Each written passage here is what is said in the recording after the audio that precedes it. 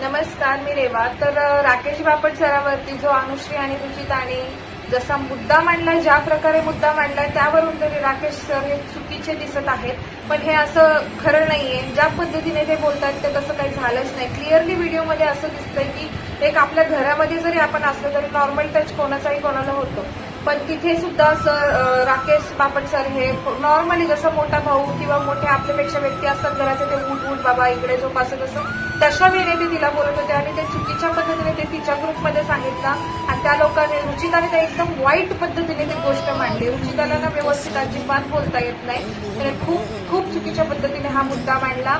त्यानंतर आता अनुश्री म्हणते की मी जाऊन बोलते, मी हे करते. तो विशालने म्हटलं की नको, तू आता नको जाऊस, तो बरोबर दिसेल, तू चुकीची दिसते. खरंच चुकली तर चुकली अनुश्री, एवढं काय त्याच्यामध्ये. सॉरी म्हणून तरी हे करायचं ना की तू झाला, मला गैरसमज येते. पण नाही, त्या घरामध्ये नुसते भांडणं वाढवायचेच असते.